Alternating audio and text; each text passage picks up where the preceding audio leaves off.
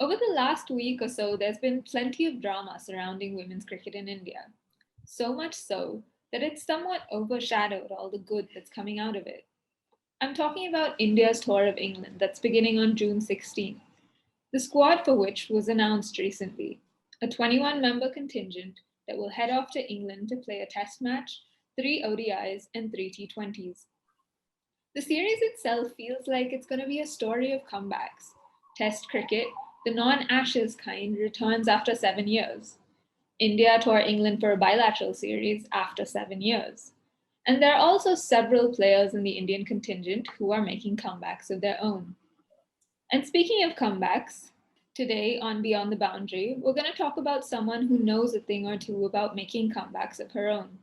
India Seamer Shikha Pandey, or if I should call her India all-rounder Shikha Pandey. Welcome to the show, Shikha. We're thrilled to have you.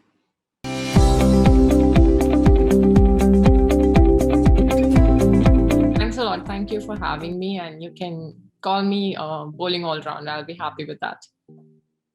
Okay, so bowling all-rounder Shikha Pandey. I'm going to start with a slightly uncomfortable question, address the elephant in the room, just so that we can get it out of the way. There's been plenty happening in the women's game recently, and I know you're not keen on talking about it, but I want to ask you, as someone who's so well informed, as someone who's so aware of what's going on and who's always reading everything, how do you keep your nose out of all this and keep your focus on the game?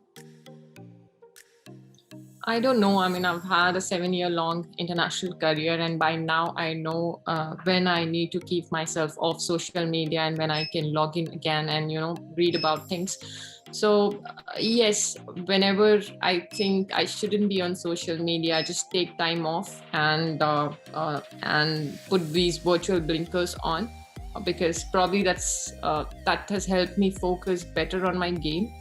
So yes, I mean that's how I do it. I'm not, I mean, I still like reading about what's going on around and what's happening in women's sport and women's cricket because I like to be informed, like you said.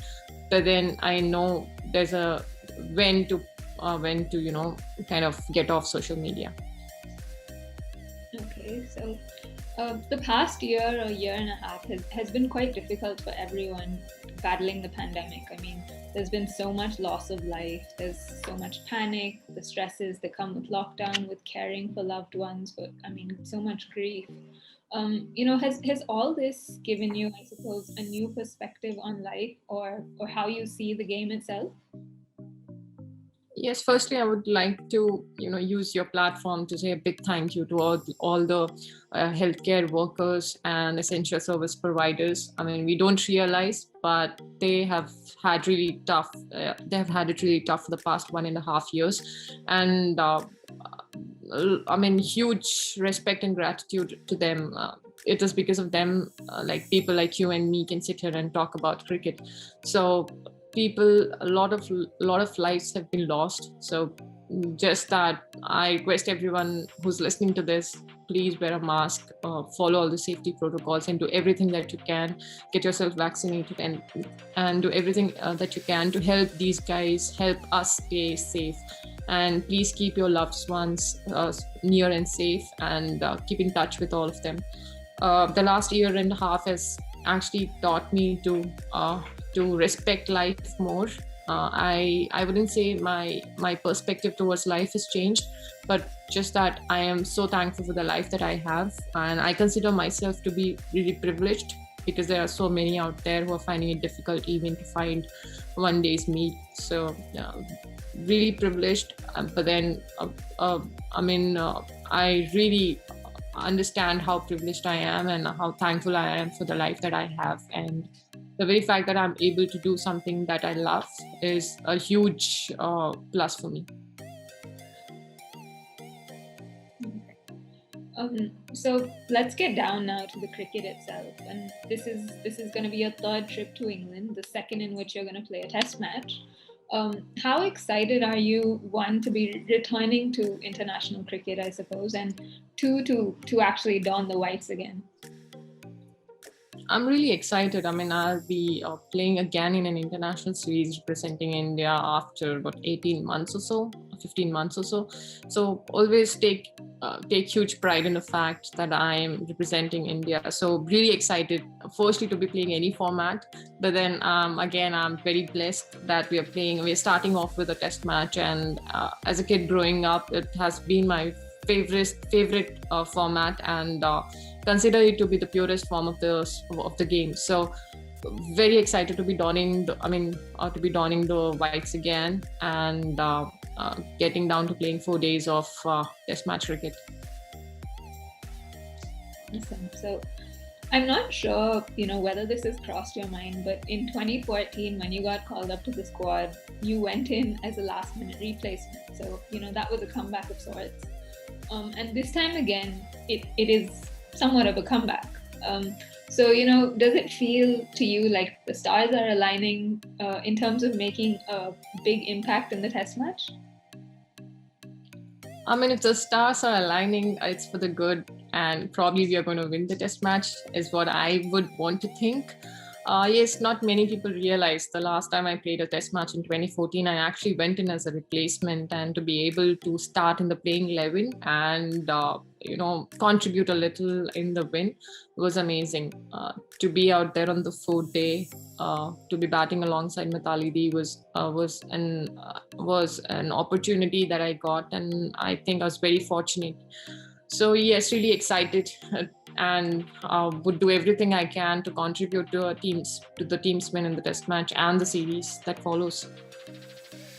So on a more serious note, how did you take the news that that you were left out of the South Africa series, and how did that impact you mentally? I don't know. I mean, to be very honest, if I was not disappointed and sad, then I would be making some other decisions. I have realized that hard work never goes to waste. So just put your head down and work hard. And off late, I've started thinking more about controllables, things that I can control. I can control how much I practice. I can control how I practice, and all of that. So just concentrate more on the controllables, and if my process is right, the results will follow.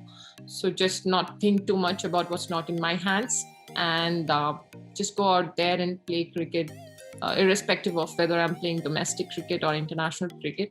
That's something that I'm going to be following always. So speaking of domestic cricket, do you feel, or in hindsight, do you think that being left out of that South Africa series, did you put a little too much pressure on yourself going into that domestic season, or did you try too hard to prove a point, you think? Once I got back from Dubai, I actually had started training intensely for any series that would follow. So I would say I was physically feeling really right, and I've always believed when I get back and play alongside my state mates, I enjoy the game so much more. And this was a perfect opportunity to just get back, not think too much about the results, just enjoy every day, every game that we play. And I've made some really great memories this time over playing domestic cricket. And I also enjoy watching new people on the circuit. So this time over, I played alongside some really good players and against some great cricketers as well. So I would say that during the build-up to the domestic season, I was thinking too much, and I had so many things in mind. But as the tournament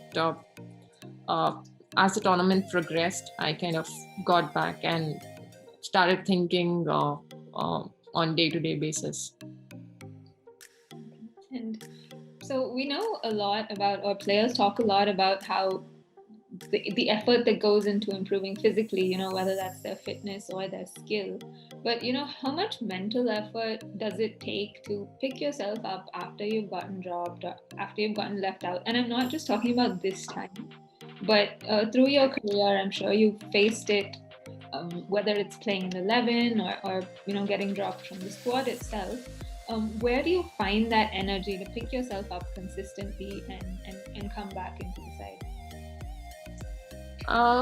Yes, I think it's sometimes it becomes very difficult, and I, for one, believe that the mental side of the game is as important as the physical side, and becomes really difficult to pick yourself up. There are days that you do not want to get out of the bed, uh, but the merry thought of lifting the World Cup is something that keeps me going. I mean, I've had two opportunities before, and the heartbreak has been immense. So just to be able to get back and do whatever you can to help your country win the World Cup is something that's motivating me to get back onto the field. And till the time I'm mentally and physically fit, I would want to be representing India and donning the blue uniform, because I guess in an athlete's life there's nothing bigger than donning your country's uniform and representing your country. So now, coming back to the tour of England, the last time India played a test match in England, as many as 4 seamers were fielded in the 11. And you've spoken about this before, and you've said it was probably the only time in your career that it happened. All of you, Jhulan Goswami, Niranjana Nagarajan, Shubhlakshmi Sharma, the 4 of you together accounted for 16 of the 20 English wickets that fell in that test match. So you were clearly very, very successful seam contingent. Are you hopeful this time that maybe 4 seamers will play for India in a test match again? I'm a bowler at heart and a fast bowler at heart. So hopefully we get a green top and we can have those many bowlers playing. But whatever said and done, I want it to be a good game. And I remember when we played the test match, and on the test match morning when we watched the pitch, we were like, wow, it's so green. And we were so and then we won the toss and elected to field, and fast bowling performances on display, especially by Ninja in the first innings, was amazing. So yes, looking forward to be playing test match cricket again. I'm not really sure, like I said, uncontrollable the pitch, but then yes, we'll do everything I can to be able to get wickets. Yeah, well, us at Women's Cricket Zone will be flying the team pacer flag, so hoping for 4 seamers this time around. Also, Test match cricket, I think, is one format which actually supports the bowlers, and the bowler is the enforcer. So hopefully, we can be the enforcers. Okay, and looking at your preparation for the tour, obviously with the circumstances in India, lockdown, so many restrictions. How have you been keeping yourself fit and kind of staying in touch with the game, and I suppose also preparing for a tour like this? Yes, we have been having lockdowns every now and then because of the pandemic, and the situation isn't that great outside. I have a small gym set up at home, so trying to do everything I can. Have few bowling drills that I've been doing during quarantine otherwise as well, like reading, have a Nintendo Switch, so just keeping myself off cricket as well. Like I said, doing everything possible to stay match fit, but then 2 or 3 days of practice before the test match will be very crucial. I think will help us get rid of any rustiness and get back into the right frame of mind to play international cricket again. Okay, and finally, have you set yourself any goals or any targets for the tour, or are you just gonna go and be like, whatever will be, will be? So I've realized I'm not an athlete for whom long-term goals work. So they do not really work for me.